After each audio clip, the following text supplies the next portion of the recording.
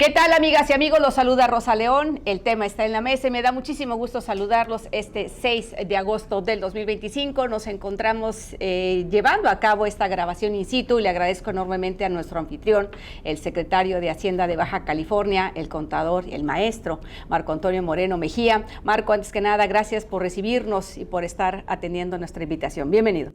Gracias a ti, Rosa. Un placer estar aquí en tu programa. No, pues vamos entrando en materia. Recientemente en este reencuentro que sostuvo la gobernadora Marina del Pilar con los consejos coordinadores empresariales del Estado, con los consejos de desarrollo económico, hubo una reunión importantísima justo en este espacio aquí en el Poder Ejecutivo, y te agradezco que nos acompañes, Marco, porque dentro de este encuentro presentabas tú el avance del Plan Financiero 2022-2027 y se hace una actualización al 2025. Entonces la invitación, secretario, es para poder que analicemos conjuntamente contigo los ingresos, egresos, la autonomía financiera, inversión pública y los principales retos hacia el 2027. Entonces, entremos en materia. ¿Le podrías explicar a nuestra audiencia brevemente cuál fue el objetivo de iniciar o de llevar a cabo este Plan Financiero 2022-2027 y por qué fue necesaria una actualización en este 2025?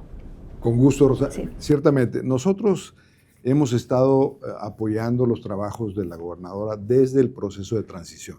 Es decir, cuando gana las elecciones la gobernadora, iniciamos un trabajo de entrega-recepción con la administración saliente y empezamos a trabajar en la elaboración de un diagnóstico financiero integral que fuera la pauta para construir un plan financiero sexenal.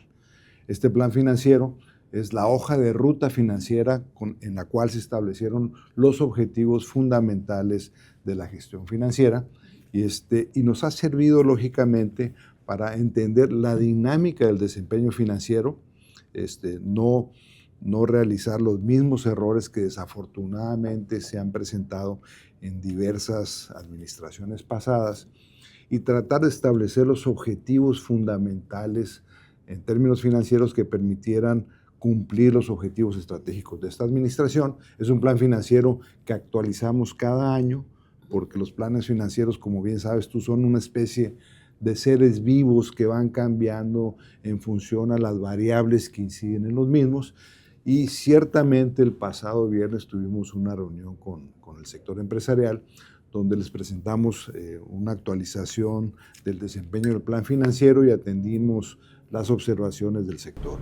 Ahora, de esto que nos has mencionado, si pudieras describir las estrategias para fortalecer esta recaudación, porque hablabas de una recaudación, porque te vamos a entrar a la parte de ingresos propios, obviamente la parte que conlleva al ingreso o al presupuesto federal que recibe Baja California, pero concentrémonos en la estrategia de la recaudación. Básicamente, para poner en contexto la situación del plan financiero, lo que encontramos al inicio de la administración era una administración con una crisis de liquidez seria, la acumulación de pasivos sensibles sin dar respuesta por parte del Estado. Encontramos una gran cantidad de pasivos con los sindicatos, tanto el magisterio como la burocracia.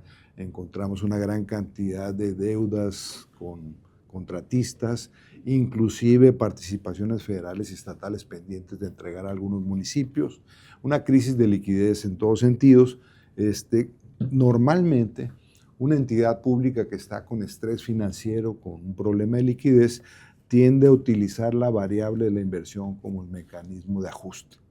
Vimos esa circunstancia, veníamos de un periodo de más de una década sin realmente tener inversión en infraestructura con recursos estatales, cosa que afectó de manera particular al sector hídrico del Estado ante el hecho de que nosotros dependemos en términos de suministro de agua del sistema del río Colorado, que tú sabes tiene más de 20 años en estrés hídrico, que ha provocado inclusive la reducción de la entrega de las partidas de agua que tenemos derecho conforme al tratado internacional.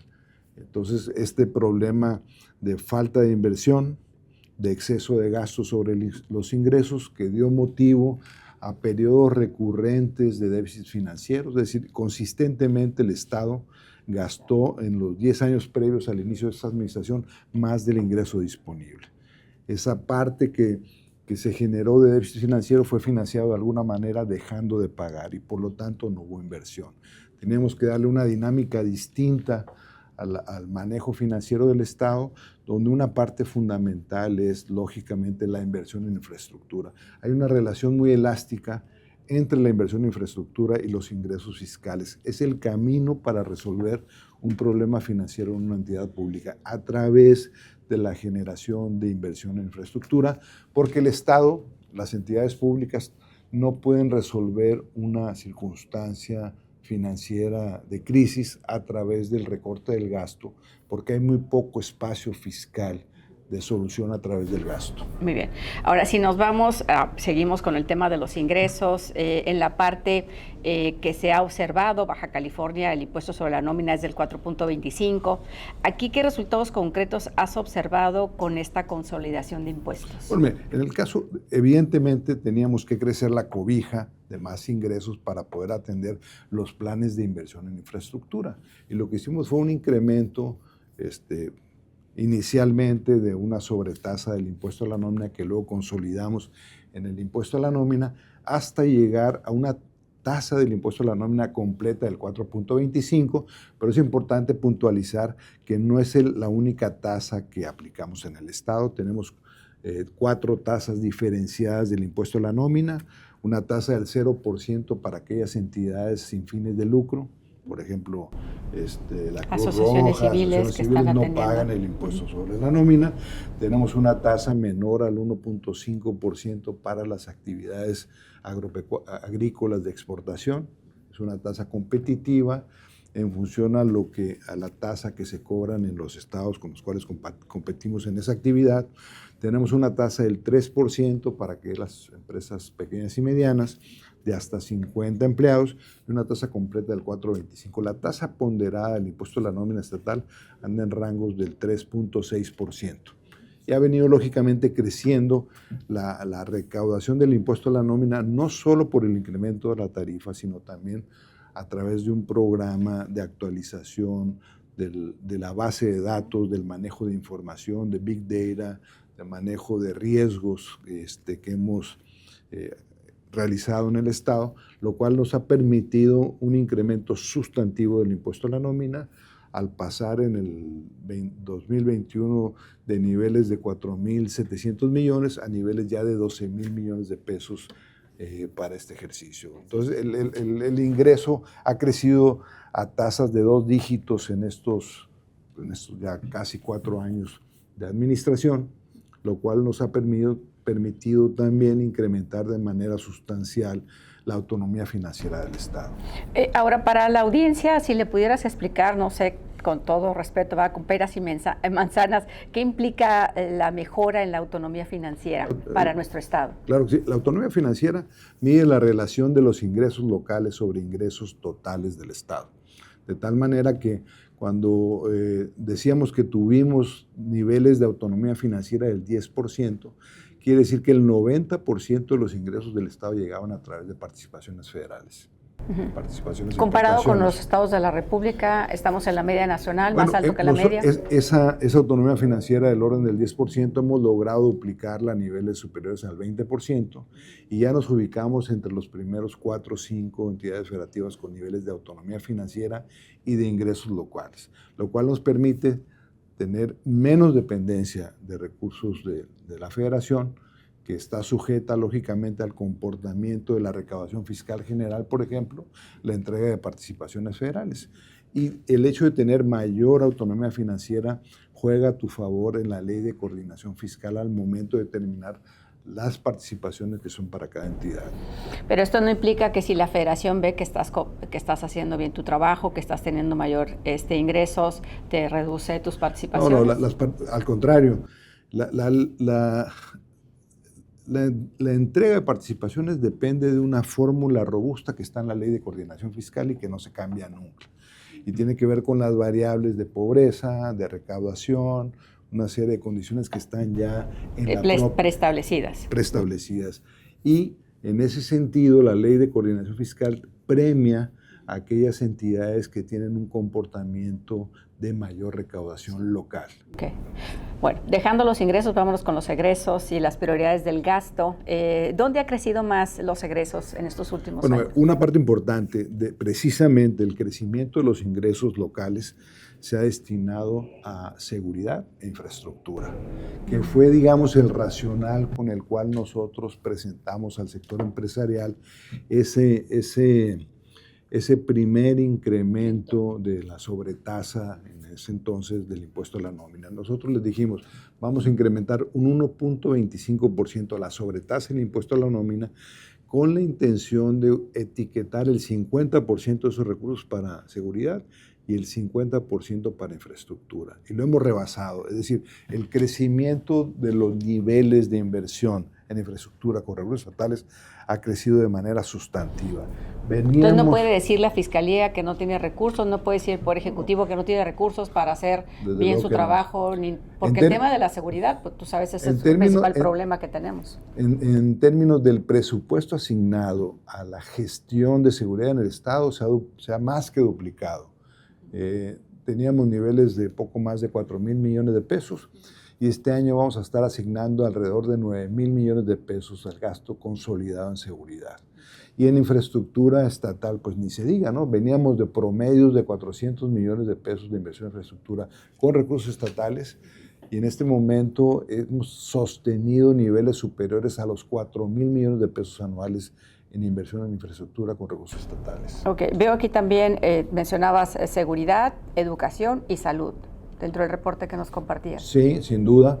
Bueno, una parte importante del porque gasto, la salud ya se está ya se federalizó. Sí, la salud, el gasto en salud tuvo un cambio en su planteamiento con el IMSS Bienestar, donde hubo recursos federales que nos llegaban anteriormente para el gasto, que fueron transferidos a la federación, pero también con su propio componente de gasto. El tema del gasto en educación es muy importante.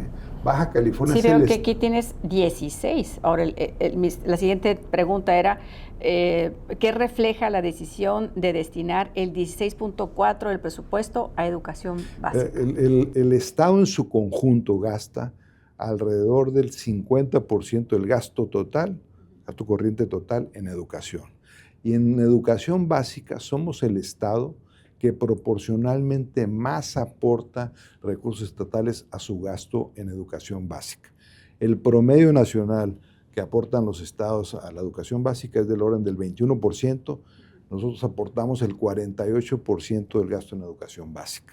Tiene que ver con el arreglo que hubo en su momento de la carga elevada que se dio al sector magisterial cuando iniciaba Baja California como estado, que empezaron a venirse profesores de todo el país con un sobresueldo para esta zona, cosa que se ha mantenido en el tiempo, por el tema de vida cara. Secretario, sin embargo, dentro de los estudios que hace ObserveC, detectan que una partida de educación se está yendo al ISTECALI. ¿Esto es así? Bueno, es que hay una vinculación entre el gasto en educación y el propio sistema de pensiones. Debes recordar que el sistema de pensiones que tenemos en Baja California a través del ISTECALI es una pensión dinámica, donde todo el gasto, todos los incrementos... Que no va a haber presupuesto que le alcance, desde ahorita lo vuelvo a repetir. Todos los beneficios que reciben los maestros en activo son trasladados a los maestros jubilados.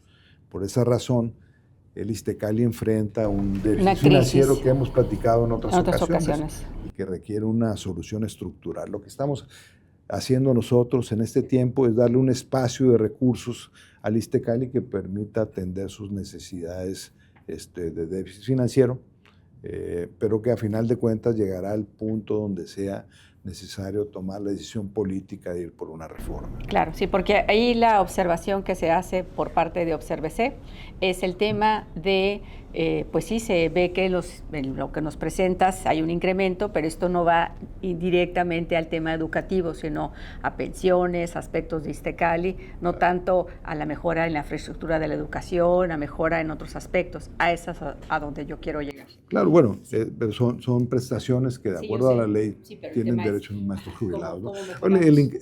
La inversión en el sistema educativo abarca todos los aspectos de gasto, inclusive el gasto de capital, rehabilitación de escuelas, etcétera. Pero sí, es muy importante los recursos que destinamos al ISTECALI, sin lugar a dudas. Así es, muy bien. Bueno, pues si les parece, al regreso vamos a abordar el otro tema muy importante que tiene que ver con la inversión pública en infraestructura. Después del corte, con este tema, volvemos.